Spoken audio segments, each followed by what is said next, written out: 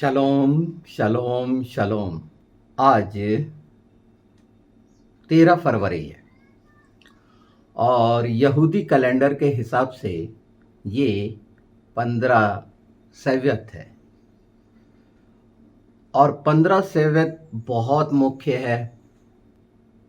यहूदियों के अनुसार अर्थात हम कह सकते हैं व्यवस्था के अनुसार आज के दिन पेड़ों का नए साल का शुरुआत मानी जाती है। न्यू ईयर फॉर ट्री, जिसे हिब्रू में टू विस्वात कहते हैं और इसके धार्मिक कारण भी हैं। वचन के अनुसार ये आज हमें जानना इसलिए आवश्यक है कि प्रभु यीशु ने उदाहरण दिए मनुष्यों का, जो पेड़ को दिखाता है, पेड़ जो मनुष्य को दिखाते हैं, और इसमें फल मुख्य हैं। कितना गहरा अर्थ छिपे हुए हैं हमारे पवित्र शास्त्र में, इसको पहचानिए। और ये सब कुछ देखभाल के लिए है। वो पहली आज्ञा देखभाल और रक्षा का। अदन में क्या था? पेड़ ही तो थे।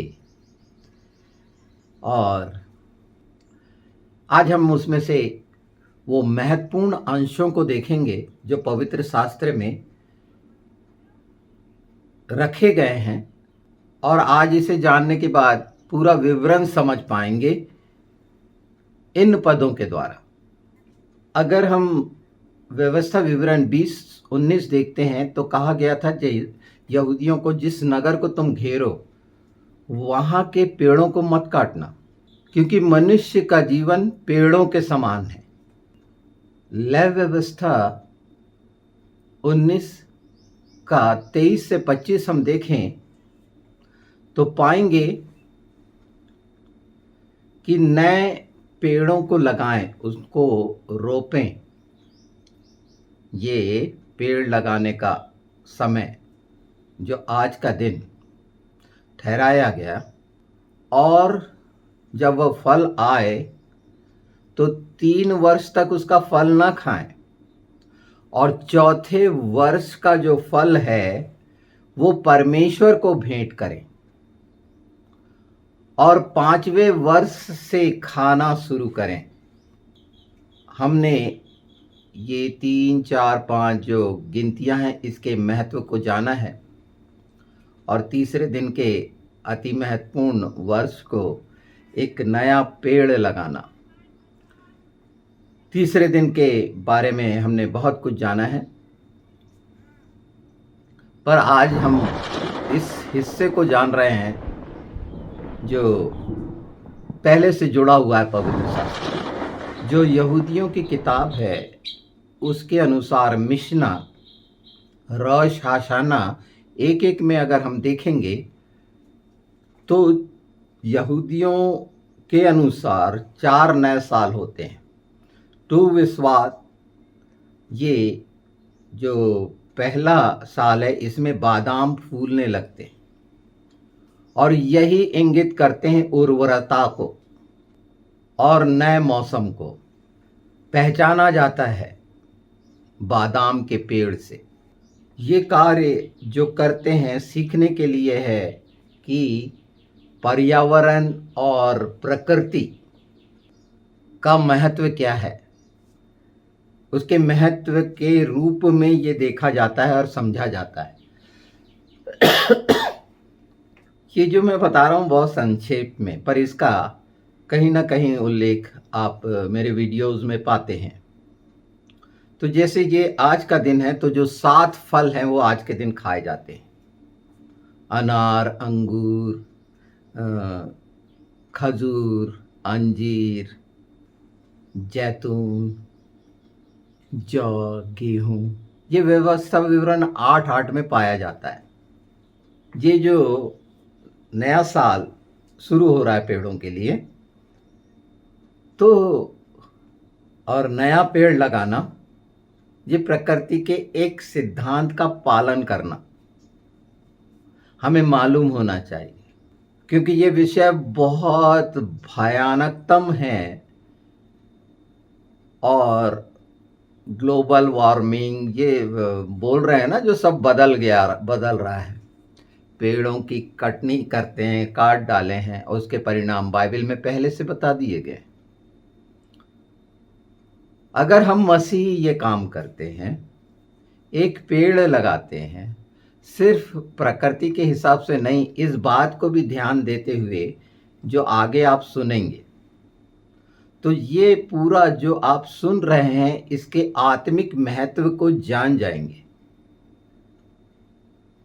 और देखभाल और रक्षा का एक हिस्सा बहुत अच्छे से समझ में आएगा। मैं रीति रिवाज नहीं बता रहा हूं, ये बाइबल के अनुसार है और व्यवस्था पवित्र है, इस बात को ध्यान में रखें। रीति रिवाज के अनुसार ना करें, पर इसमें में परमेश्वर का छिपा हुआ वो हिस्सा कि हमें जो एक पेड़ है कैसे देखभाल करनी चाहिए और कैसे नए पेड़ लगने चाहिए। बाइबल में पेड़ का अर्थ आत्मिक जीवन से जोड़ा गया है।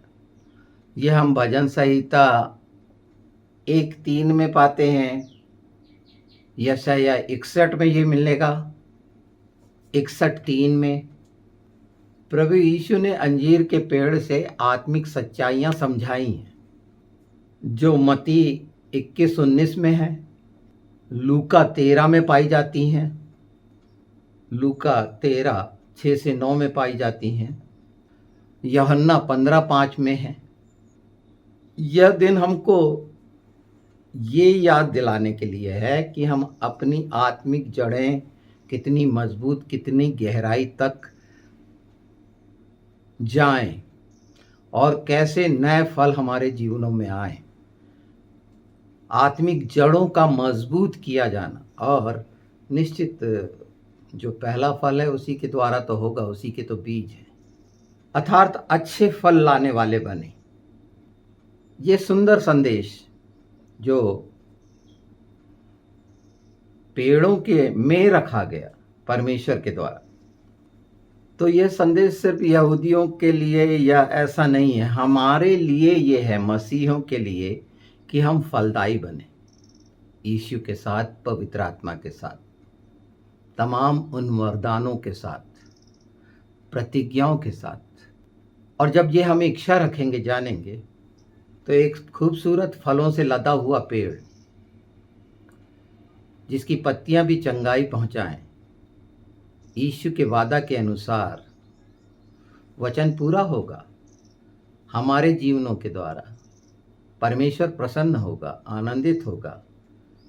अगर हमें कुछ नहीं समझ में आ रहा है तो ये छोटा सा संदेश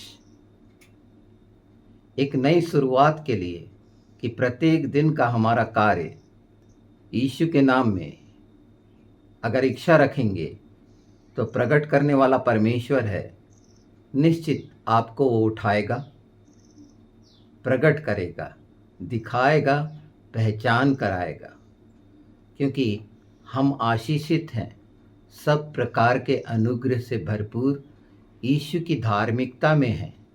कठिन नहीं है, बस थोड़ा सा ध्यान दे देना आप इन पदों को जो आपने अभी सुना है, और थोड़ी देर शांत बैठ के इन बातों को जानना, समझना, एक नया ये सुसमाचार आपके द्वारा फलदायी होकर, फल से भरपूर होकर लोगों के लिए प्रेरणा का कारण बनेगा कि प्रकृति को हम संभालते हैं, प्रकृति हमें नहीं संभालती, और संभालने के लिए यीशु का नाम दिया गया और हमें रखा गया कि हम देखभाल करें और रक्षा करें।